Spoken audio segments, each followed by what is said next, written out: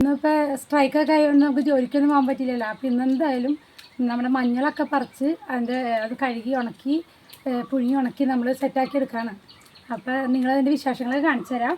അപ്പോൾ നമ്മളിത് ഇവിടെ ഇപ്പോൾ ഇത് കഴുകി വെച്ചേക്കണ മഞ്ഞളാട്ടാ. ഇത് പ്രതിഭ മഞ്ഞളെന്ന് പറയും. ഇത് നമ്മുടെ തനി നാടൻ മഞ്ഞളാണ്. ഇതിൻ്റെ വലിപ്പം കണ്ട വളരെ ചെറുതാണ്. ഇത് നല്ല ഇവ തമ്മിലുള്ള വ്യത്യാസം കണ്ട. പ്രതിഭ മഞ്ഞൾ നമ്മൾ കുറച്ച് കിട്ടിയിട്ടുണ്ടായിരുന്നു വിത്ത്. അപ്പോൾ അത് നട്ട് വിളവെടുത്തതാണ്. നല്ല വലിപ്പമുണ്ട്. ഇത് തമ്മിലുള്ള വ്യത്യാസം കണ്ടോ. നമുക്ക് ഇരട്ടിയല്ല 3 ഇരട്ടിയൊക്കെ വലിപ്പമുണ്ട്, വ്യത്യാസമുണ്ട്. കണ്ടോ ഇതിൻ്റെ വലിപ്പവും ഈ ഒരു വിത്തും കൂടി നോക്കിയാൽ നിങ്ങൾ ഇതിൻ്റെ വ്യത്യാസം. അപ്പോൾ നമുക്കെപ്പോഴും വിളവ് കൂടുതൽ കിട്ടാനായിട്ട് പ്രതിഭ മഞ്ഞളാണെന്ന് എനിക്ക് തോന്നുന്നു ഒത്തിരി നല്ലത്. പിന്നെ കുർക്കുമിൻ്റെ അളവ് കൂടുതലുണ്ട്. കുർക്കുമിൻ്റെ അളവ് അതിന് കണ്ടൻറ്റ് കുറയാതിരിക്കാൻ വേണ്ടി നമ്മൾ ഒരുപാട് നേരിട്ട് തിളപ്പിച്ച് പുഴുങ്ങണില്ല. പച്ചയ്ക്ക് ഉണക്കാറുണ്ട്. പക്ഷെ കുറച്ച് സമയം കൂടുതലിരിക്കാൻ വേണ്ടി ആ പൊടി കേടാവാതിരിക്കാൻ വേണ്ടിയിട്ട് നമ്മളൊന്ന് വാട്ടി ഉണക്കണം. അപ്പോൾ നമ്മൾ നല്ല തിളപ്പിച്ച വെള്ളത്തിലേക്ക് മഞ്ഞൾ ഇട്ട് ഒരു 5 മിനിറ്റ് 10 മിനിറ്റ് അതിൽ കൂടുതൽ ഇടണില്ല. വേറെ ഒന്ന് വാട്ടി നമ്മൾ കോരിയെടുക്കണം. നമ്മൾ ചക്കയൊക്കെ ഉണക്കണില്ല ആ ഒരു അളവിലേക്ക് മാത്രം. അപ്പോൾ നമ്മൾ കുർക്കുമിൻ്റെ അളവ് ഒട്ടും കുറയില്ല. അപ്പോൾ ഒരു സ്ഥലമൊന്നുമില്ല എന്ന് പറഞ്ഞ് പരാതി പറയുന്നവർക്കൊക്കെ നമുക്ക് ഗ്രോ ബാഗിലൊക്കെ മതി. ഗ്രോ ബാഗിൽ നട്ടാലും അത്യാവശ്യം നല്ല വിളവ് കിട്ടുന്നുണ്ട്. അപ്പോൾ നിങ്ങളത് ഞാൻ കാണിച്ചു തരാം.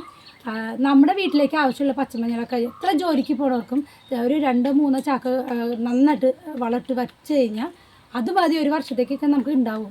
അപ്പോൾ നല്ല വിത്ത് വച്ച ഈ പ്രതിഭ മഞ്ഞളൊക്കെ ആണെങ്കിൽ നമുക്ക് നല്ലോണം വിളവുണ്ടാവും. അപ്പോൾ നമ്മുടെ ഗ്രോ ബാഗിലുള്ള വിളവെടുപ്പും കൂടി നിങ്ങളെ കാണിച്ചു തരാം കേട്ടോ. നമ്മുടെ ഗ്രോ ബാഗിൽ അപ്പോൾ ഇതിൻ്റെ മണ്ണൊക്കെ മാറ്റി നോക്കാം എങ്ങനെയുണ്ട് ഇതിൻ്റെ വിളവ്. ഇങ്ങനെ ഇടുമ്പോൾ ചിലപ്പോൾ ഒന്ന് പൊടിയാൻ സാധ്യതയുണ്ട്. കുടഞ്ഞിടാൻ കേട്ടോ. എത്ര അളവ് കിട്ടുന്നുണ്ട് നോക്കാം. മഞ്ഞൾ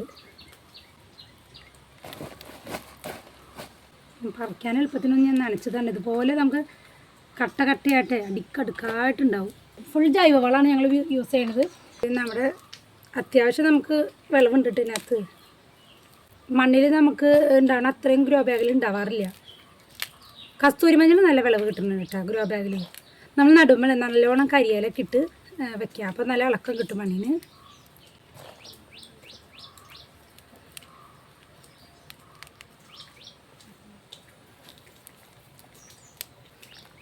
നമ്മുടെ പുഴുങ്ങാനുള്ള മഞ്ഞളുണ്ടല്ലോ, ഇത് നമ്മൾ വിത്തിനെടുത്ത് മാറ്റി വെച്ചേക്കാം.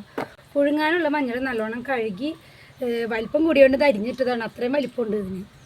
എല്ലാത്തിൻ്റെ ഒപ്പം നമുക്ക് അത്ര വലിപ്പം കൂടിയ കണ്ട് മാത്രം അത് പൊളിച്ചിട്ടതായിട്ട് 2-3 എന്നാലും നല്ല വലിപ്പമുള്ളതാണ്. അപ്പം നമ്മൾ ഈ ചെറിയ മഞ്ഞളും ഈ വലിയ മഞ്ഞളും സെപ്പറേറ്റ് ആണ് പുഴുങ്ങണത്. കാരണം രണ്ടും കൂടി ഇതിന് കളറ് കൂടുതലുണ്ടാവും. അപ്പം നമുക്കിത് വേറെ പൊടിച്ചെടുക്കാം. അത് സെപ്പറേറ്റ്. ഇപ്പോൾ പ്രതിഭ മഞ്ഞളിനും സാധാരണ നാടൻ മഞ്ഞളും ആവശ്യക്കാർക്ക് പൊടി ആവശ്യമുള്ളവർക്കൊക്കെ നമ്മൾ കൊടുക്കുന്നതാണ്. നല്ല വൃത്തിക്ക് നമ്മൾ കഴുകി വാരി ഉണക്കിയിടാൻ എടുക്കുന്നത്. അപ്പം നമ്മൾ ഒരു തവണ പുഴുങ്ങിയെടുത്തതിലേക്ക് വീണ്ടും അടുത്ത ഇതും കൂടി ഇടാൻ കേട്ടാണ്. അതാണ് വെള്ളത്തിൻ്റെ സമയമൊന്നും ഇത് ഇടുന്നില്ല കേട്ടോ. പെട്ടെന്ന് തന്നെ ഒരു 5 മിനിറ്റ് മാത്രം ഇതിനകത്ത് ഇടുന്നുള്ളൂ. വേഗം വാട്ടിക്കോരി എടുക്കുകയാണ്. നമ്മളുടെ പ്രതിഭ മഞ്ഞളുടെ തള്ള മഞ്ഞളാട്ടോ. ഇതൊക്കെ നമ്മൾ നന്നാക്കി എടുക്കുകയാണ്.